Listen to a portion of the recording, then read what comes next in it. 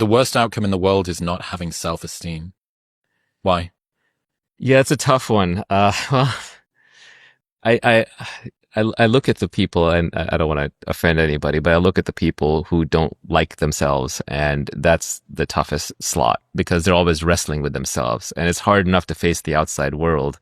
And no one's going to like you more than you like yourself. So if you're struggling with yourself, then the outside world becomes an insurmountable challenge. And it's hard to say why people have low self-esteem. It might be genetic. It might just be circumstantial. A lot of times I think it's because they just weren't unconditionally loved as a child. And that sort of seeps in at a deep core level. But self-esteem issues can be the most limiting. One interesting thought is that, to some extent, self-esteem is a reputation you have with yourself. You're watching yourself at all times. You know what you're doing, and you have your own moral code. Everyone has a different moral code.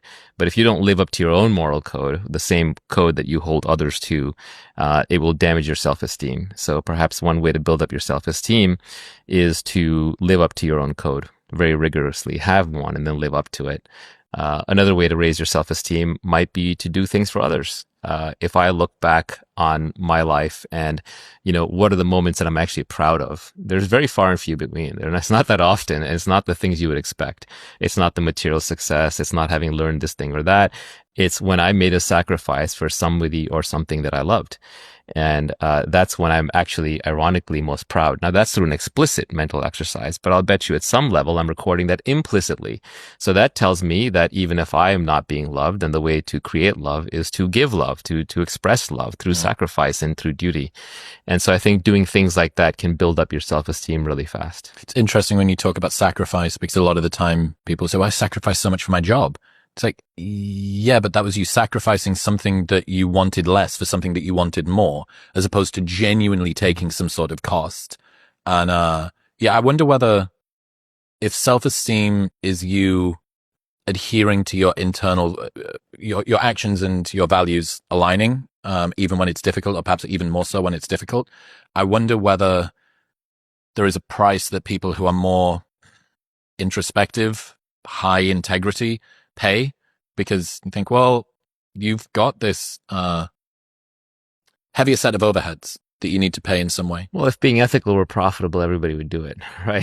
So, at some level, it does involve a sacrifice, but that sacrifice can also be thought of as you're thinking for the long term rather than the short term. For example, the virtues are the set of virtues is a set of beliefs that if everybody in society followed them as individuals, it would lead to win-win outcomes for everybody. So if I am honest and you are honest, then we can do business more easily. We can interact more easily because we can trust each other. So even though there might be a few liars in the system, as long as there aren't too many liars and too many cheaters, a high trust society where everybody's honest is better off. And I think a lot of the virtues work this way, right? If I don't go around sleeping with your wife and you don't sleep with mine, and, if I don't take all the food that's at the table first and so on, then we all get along better and we can play win-win games. In game theory, the most famous game is Prisoner's Dilemma, but that's all about everybody cheating in the Nash equilibrium. The stable equilibrium there is everybody cheats. And the only way you can play a win-win game is if you have long-term iterated moves.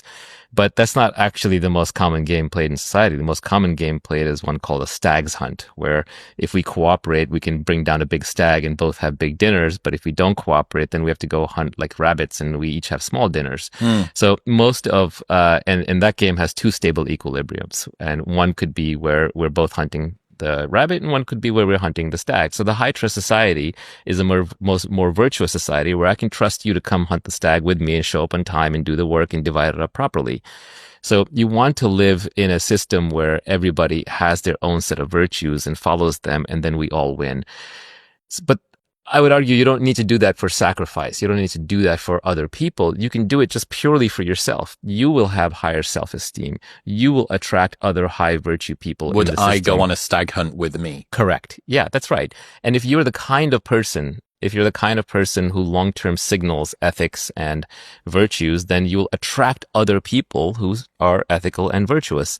Whereas if you are a shark, you will eventually find yourself swimming entirely amongst sharks, and that's an unpleasant existence.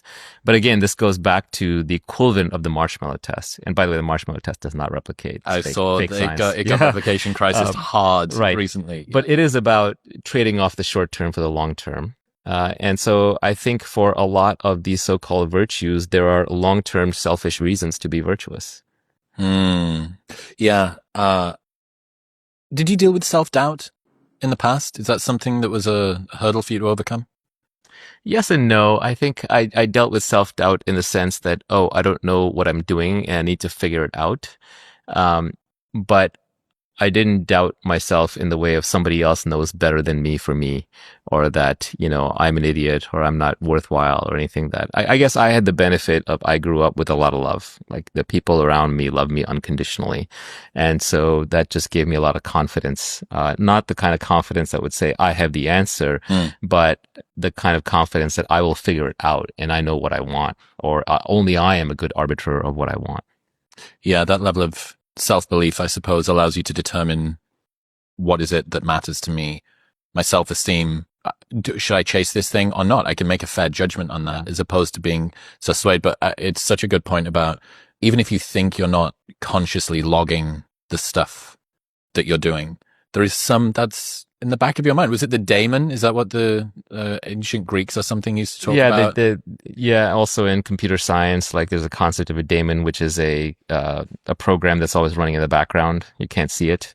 Okay. But yeah, it probably comes from the ancient Greek daemon. But yeah, what you know that you don't even know is far greater than what you know, right? You can't even articulate most of the things you know. There are feelings you have that have no words for them. There are thoughts you have that are felt within the body or subconsciously that you never articulate to yourself. You can't articulate the rules of grammar, yet you exercise them effortlessly when you speak. So I would argue that your implicit knowledge and your knowledge that is unknown to yourself is far greater than the knowledge you can articulate and that you can communicate. And so at some level, you're always watching yourself. That's what your consciousness is, right? It's the thing that's watching everything, including your mind, including your body. So if you want to have high self-esteem, then earn your own self-respect. I had this idea, the internal golden rule. So the golden rule says treat others the way that you should be treated, you want to be treated. The internal golden rule says treat yourself like others should have treated you. And it was a riposte to maybe people that didn't grow up with unconditional love in that way. On the love thing, one of the interesting things about love is you can try to remember the feeling of being loved. So go back to when someone was in love with you or someone did love you, and like really remember that feeling, like really sit with it and try to recreate it within yourself. And then go to the feeling of you loving someone and when you were in love. And I'm not even talking about romantic love necessarily, so be a little careful there. I'm talking more about like love for sometimes get complex if you're talking about past romantic love. Right, a sibling or a child or something like that, or a parent. And think about when you felt love towards someone or something. And now, which is better? And I would argue that the feeling of being in love is actually more exhilarating than the feeling of being loved. Being loved is a little cloying. It's a little too sweet. You kind of want to push the person away. It's a little embarrassing. And you know that if that person is too much into it, that you feel constrained.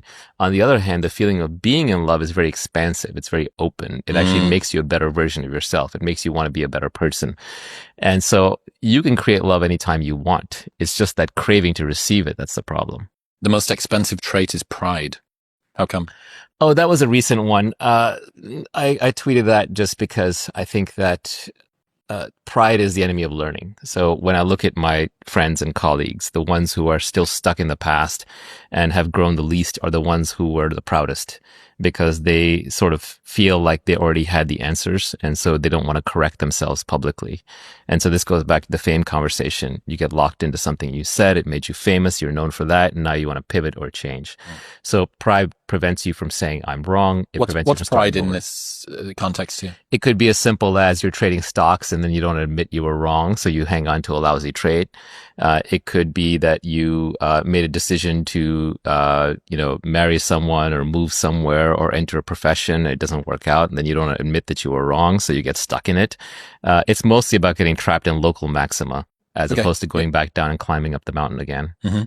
And that's why it's an expensive trait, because you continue to need to repay it in one form or another.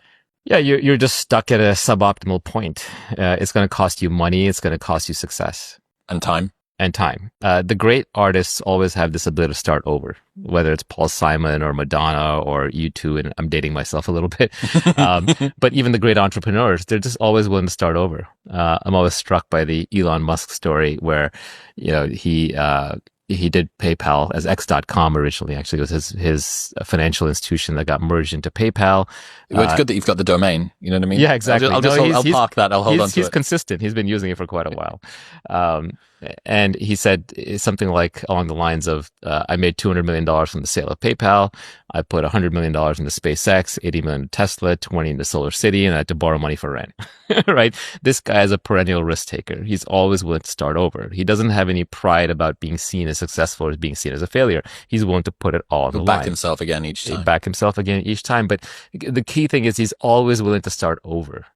Right. Even now, when he's sort of made his new startup is a USA, right? He's basically trying to fix it like he would fix one of his startups. And I think that is a willingness to look like a fool, and that is a willingness to start over. And a lot of people just don't have that. They become successful, or they become rich, or they become famous, and that's it. They're stuck. They don't want to go back to zero. And creating anything great requires 0 to 1. And that means you go back to zero. And that's really painful and hard to do. Talking about risk, something I've been thinking about a lot to do with you. Any moment when you're not having a good time, when you're not really happy, you're not doing anyone any favors. I think lots of people have become unusually familiar with suffering silently in that sort of a way, not having a high bar for your expectation for quality of life. Yeah, a lot of it is just you're memeing yourself into a bad outcome because you think that somehow suffering is glorious, or that it makes you a better person. Or, my old quip was, if you're so smart, why aren't you happy? Why can't you figure that one out? The reality is you can be smart and happy. There are plenty of people in human history who are smart and happy. And I think it just starts with saying, yeah, you know what? I'm going to be happy. There was a guy that I met in Thailand a long time ago, and, he used to work for Tony Robbins. He had a great attitude. And we were sitting around, and he said, I realized one day that someone out there had to be the happiest person in the world. Like that person just has to exist. He said, why not me? I'll take on that burden. I'll be that guy. And I heard that and I was like, wow, that's pretty good. That's a good frame, right? Mm-hmm. He knew how to reframe things. And so I think a lot of happiness is just a choice, in the sense that you just identify yourself as, actually, I'm going to be a person that's going to be happy. I'm going to figure it out.